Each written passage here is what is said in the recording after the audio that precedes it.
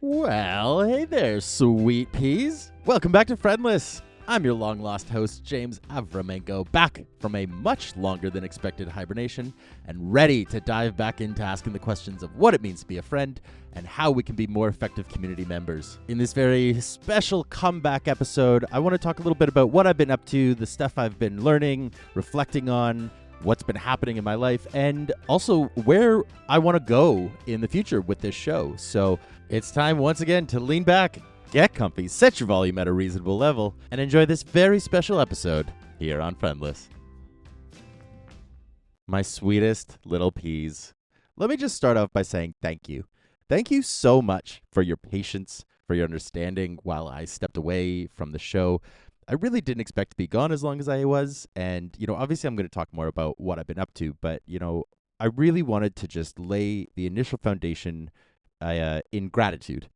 I love doing this show. I've been longing to get back to it. But I also recognize that when I took my initial pause and then it stretched into the bigger break that it turned into, I realized how badly I needed to just take as much as I could off my plate and just kind of refocus, recenter myself, and do all those kind of hot button words that you see floating around the Instagram sphere, right? I needed some me time. One of the first things I really wanted to do was just ground myself back into what is the foundational idea behind the show. What is it that I am trying to get across and communicate with these interviews and, with these solo episodes and everything that I'm just creating underneath the Friendless umbrella. And for me, what it's boiled down to is that Friendless is about connection. It's about what does it mean to be connected? What does it take to stay connected? And, what are we doing effectively and ineffectively in our lives to maintain the connections that we want or need in order to feel like we are thriving? It's funny, I started the show almost 7 years ago now, and I can remember saying at the time, like, something along the lines of, like, oh, fuck, I really hope I'm not remembered as that Facebook podcast guy, But over the years, as that initial gimmick, faded away and the kind of deeper conversations and the deeper exploration began, I've really come to cherish this space. It's become a place that I can return to over and over and remind myself that there is always love and beauty and connection to be found in this world, and more specifically in my world. And it's really nourishing to mindfully remind myself how blessed I am to experience that and to have this space to create within.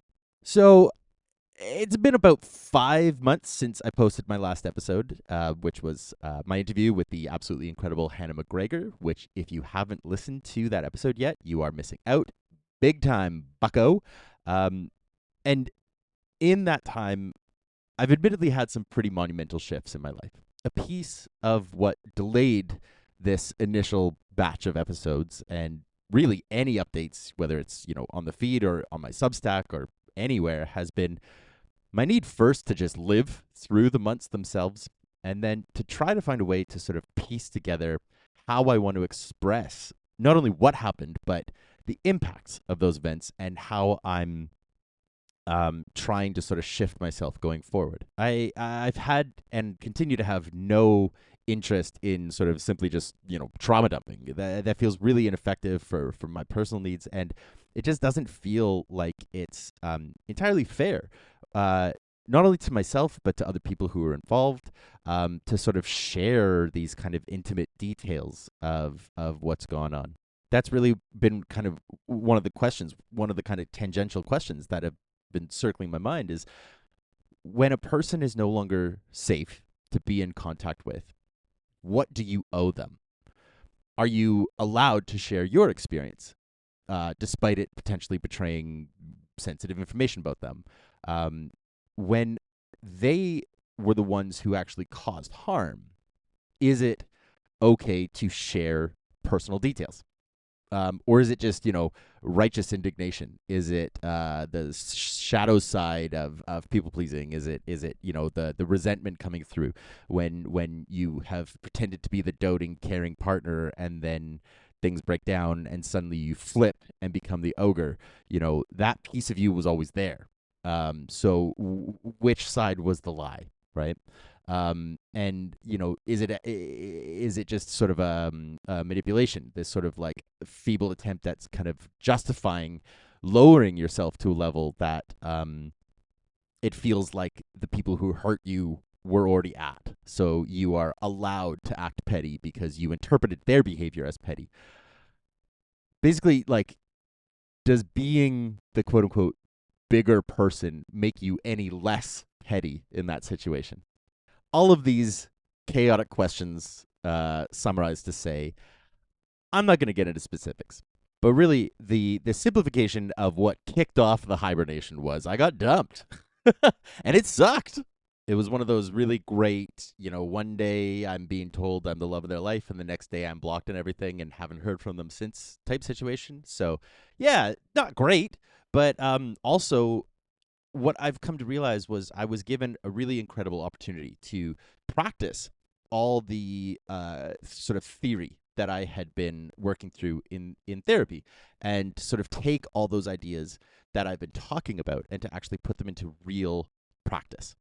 And I feel so proud to report, I did, and it still sucked, but I got to witness something that I'll be talking about in future interviews. But the idea of when you recognize your loops and you recognize your patterns, and accepting that that's the deck of cards that you were dealt, and realistically speaking, you're never really gonna be playing with a different deck. But how you play that deck gets to change. And, whether you keep on playing the same hand over and over, or whether you start trying something new, and you sort of get to decide what your own personal metrics of success are, right? Did you witness the loop sooner? Did you get out of that whatever, and so, yeah, as much as these things don't feel great, they also I feel very happy to report back that it turns out therapy works.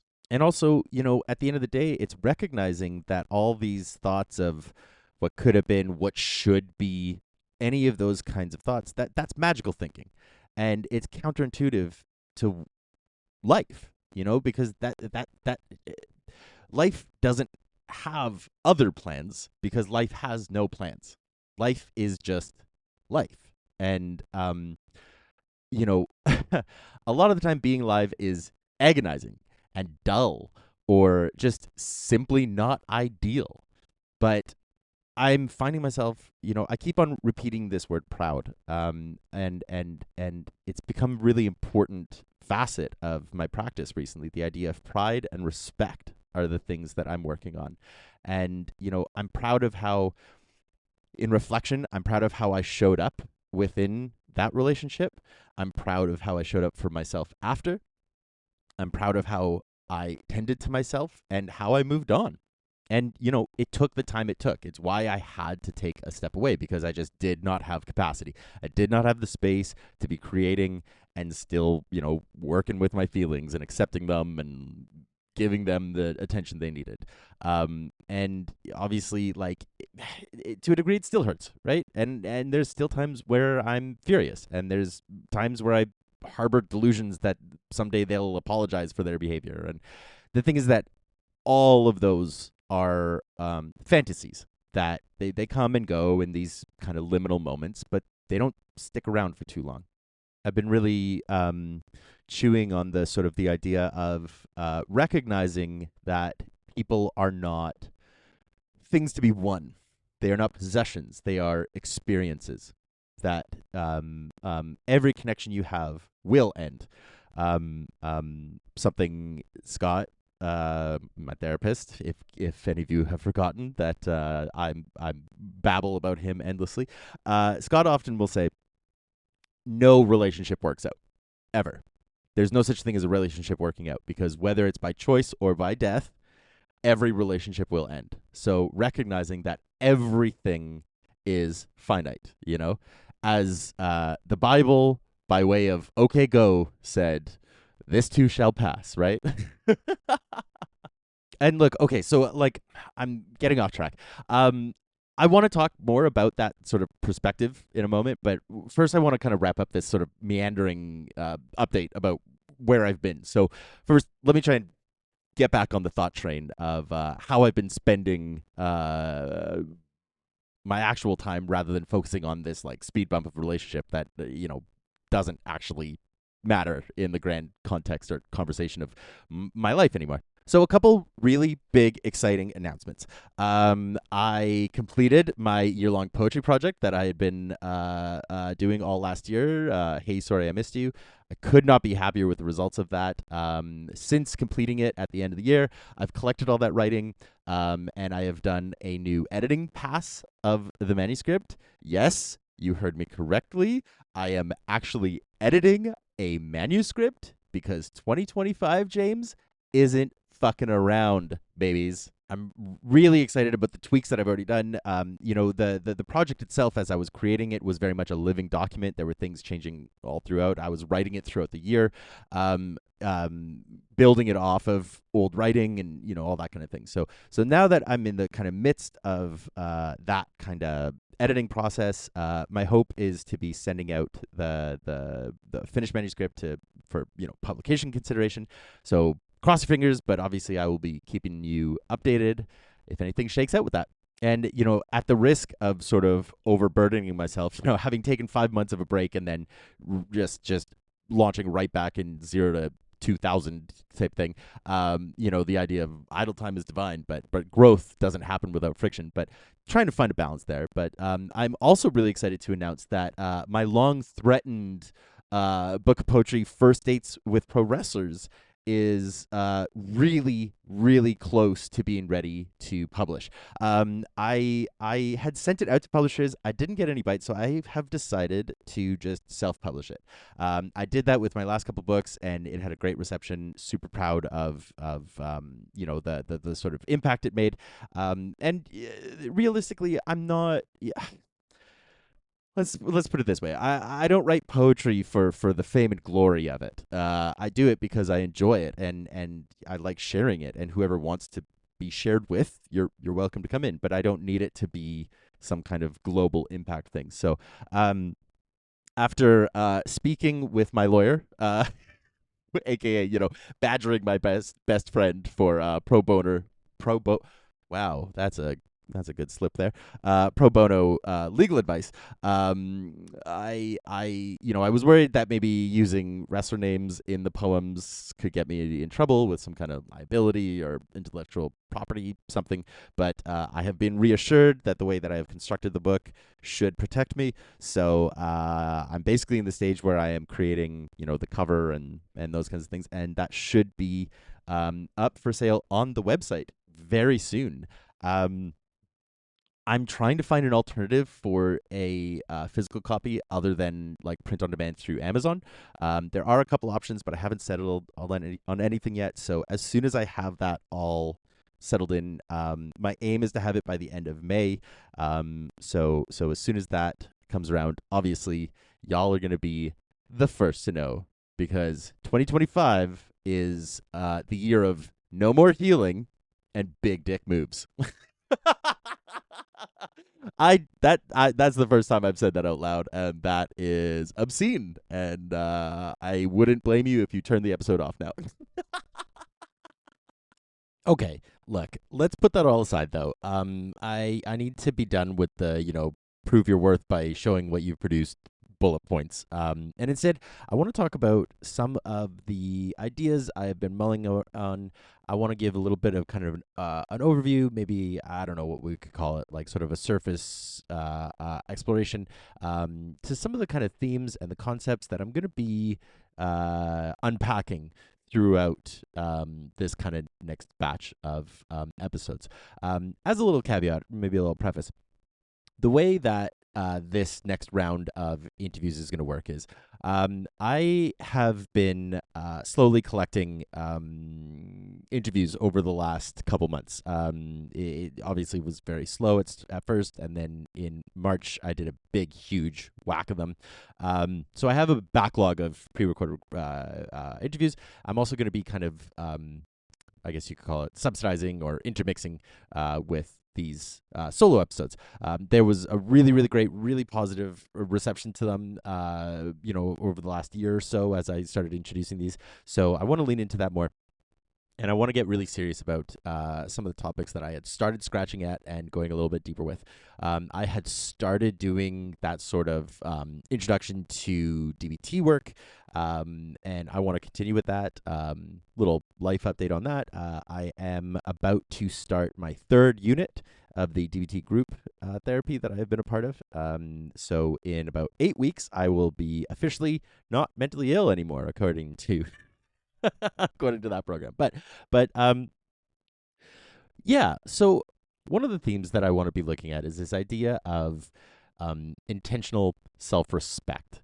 I've talked often over the last couple of years about this idea of the unconditional self-love, and one of the sort of reframes I've been working with recently is looking at it as respect, and the idea is that I am trying to build relationships initially not off of, the sort of like ulterior or what would you call them? Sort of the stereotypical building blocks, love, romance, comfort, safety, familiarity, whatever it might be. And instead, I want to be building it off of respect. That is my first initial step in all connections. And in order to be able to build connections with others, I want to be practicing self-respect first. I can't show up for others respectfully if I can't show up for myself respectfully, because that's how I will not know how to vocalize my needs. That will be how I don't know how to ask for what I want, or to say what I need, or anything like that. So practicing tools to build out my self-respect. So I want to be doing I want to continue that overview of DBT, showing how to apply those tools and those different units into building self-respect. I've been kind of putting it in this very blunt way, but with like a very intentional lack of nuance, in that I basically want to practice being selfish in the absolute best sense of that word. I want to be self-centered in that I want to always be framing what it is that's going to best serve me in order to show up as the version of myself that I want. For me personally, in my reflections, I've realized that I've spent years of my life giving in to the desires of others. I've made myself small in order to try and please and appease, and I have been terrified of making a decision in a sort of a generalist version of that, on the off chance that it isn't what somebody else wants. So that's going to be a big reoccurring element this season, is the idea of practicing unconditional, unquestioned self-respect. How are we building awareness of our own desires? How do we step in and out of situations that don't reflect our desires, our values, our needs? How do we learn how to trust and respect ourselves in order to essentially demand that others in our lives hold that same level of respect for us and for themselves as well? Not in a coercive way, but in a way of how do we model ourselves in order to encourage the connections we're fostering to nourish that type of behavior. The next element I really want to be looking at and unpacking deeper is questioning the concept of authenticity. Just like for years I've been interrogating words of community and friendship, the idea of what is authenticity, how malleable a word like that can be, and yet how simple it also can be. Authenticity doesn't have to be as hard as it sometimes seems to come by. In my current thinking right now, and as always, these things fluctuate and are very fluid, but right now it feels as though we are collectively taught to fear authenticity.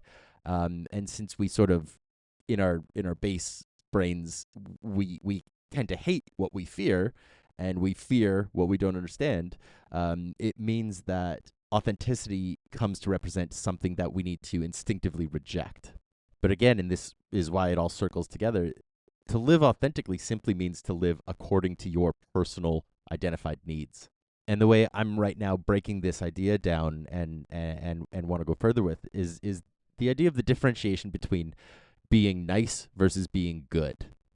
Um, the idea is someone who's nice focuses on what others want, right? A nice person is a kind of a people pleaser in camouflage, right?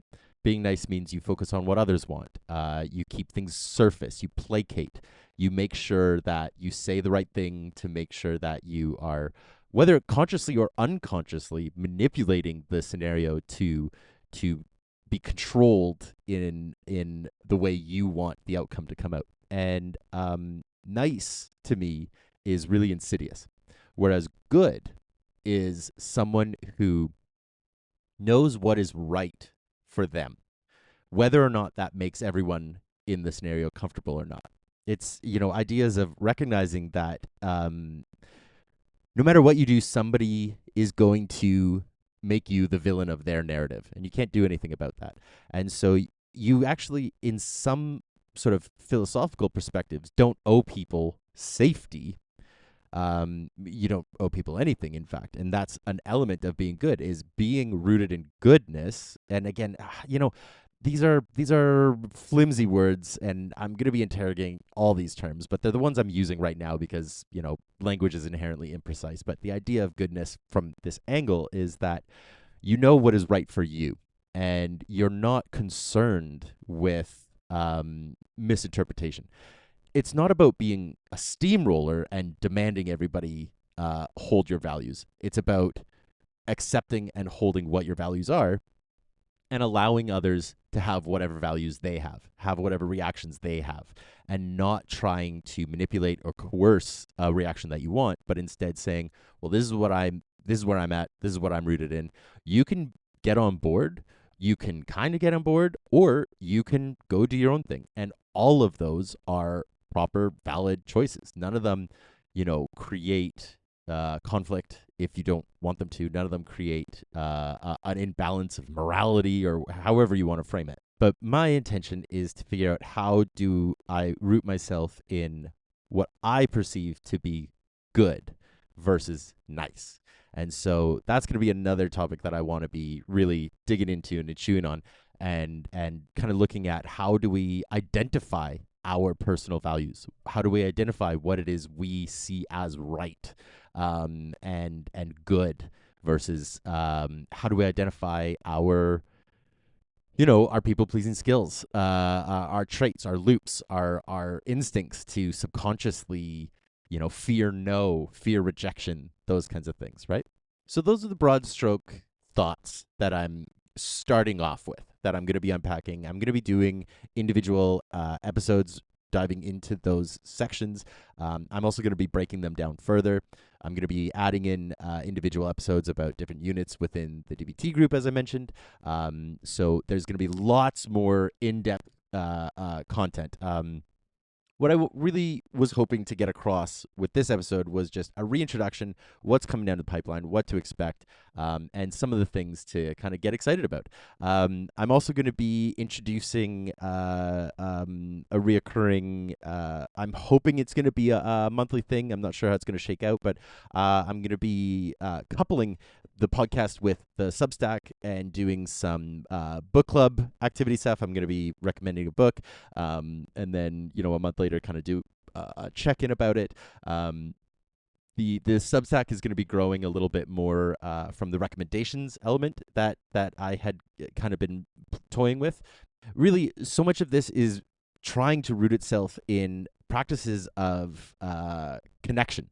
How can I get in touch with you, the listener, more? How can I engage you a little bit more? I don't want this to be just you turn on a podcast and I kind of talk in the background. I want this to be kind of an umbrella experience of places we can collectively come together and unpack ideas. And one of the sort of seed thoughts of all this was that one of the most reoccurring kind of feedbacks or thoughts I hear from listeners is they'll be listening to an episode, they'll be listening to an interview, and they kind of want to interject, right? Because it's it's a conversation, and so you'll have your own perspectives on things, and so I'm trying to find entry points to encourage more of that kind of conversation and more of that kind of engagement. I don't want to come across as some kind of lecturer, right? I'm not a trained professional in any capacity, right? I'm just somebody who has autism. So I hyperfixate on this stuff, and I learn and I learn and I learn, and I love, my hyperfixation, my special interest is learning, right? So I get into a topic, and anyway, I'm spinning off. I'm giving ADHD details. So yeah, my personal goals with all this: expand the connection, book clubs, create new creative avenues, new connective tissues, deeper conversations around all these kinds of topics, and just really find new ways to engage the audience that I have. How do I grow that audience? How do I provide material that is valuable to you and adds something educational and worthwhile to your day and your time? And to that end, this is where you come in. I have been encouraging listener questions over the last couple of years, and they've always been fantastic. I would love to see those continue anytime, day or night. If you have any kind of questions on, whether it's about topics discussed in the show, about just general topics, if there's an episode topic you'd like to hear discussed further, email me, friendlesspod@gmail.com. Message me on Instagram or TikTok, wherever you find me. Let's chat. Offer me your perspective. Let's see what we can do to build a connection that serves you. And I'd also really love to hear some feedback around what are some, whether it's platforms, mediums, content types, what are some things that you would like to see come out that would help you engage with this material more? Would it be, would you like some cheat sheets? Would you like some study material? Would you like, more kind of recommendations towards deeper research? What areas would interest you? What areas would benefit you? Let me know. I'm all ears. With all that said, do not worry. The classic center content of this show, the interviews, will remain the centerpiece. I have an incredible batch of interviews on the docket here. The season's starting with an interview I did with Dean Spade, the author of my current obsession book, Love in a Fucked Up World. I interview local pro wrestlers. I've interviewed country music stars, movie producers, true crime content creators, relationship therapists, activists, professional video game players, people from all walks of life. It's an incredible batch of interviews. I feel so blessed to know these people, and I cannot wait to share all the interviews with you. They are coming so soon, so just buckle up, babies. But I'm going to wrap things up here. I just wanted to pop in, say hi, say thanks for your patience, let you know everything that's going on and what to look forward to with this new season of Friendless. I'm so excited to be back, so excited to be sharing all this new work. I'm charged up, I'm rested, I'm raring to go. It was a long winter, but it is spring, the sun is out, and I am back. If you haven't already, please make sure you sign up for the Substack. As I talked about, there's going to be tons of content coming down the pipeline. It is restarting along with the podcast, so the first post will be coming out shortly. And yeah, you don't want to miss it. It's all free, so you might as well, right? Follow me on Instagram, on TikTok, at FriendlessPod. And as I mentioned, if you have any questions, any comments, any feedback, anything at all, email me, friendlesspod@gmail.com. I would love to hear from you. But that's going to do it for me this week. So let's wrap things up there. Thank you so much for listening, and I cannot wait to see you at the next episode. But until then, as always, fun and safety, sweet peas.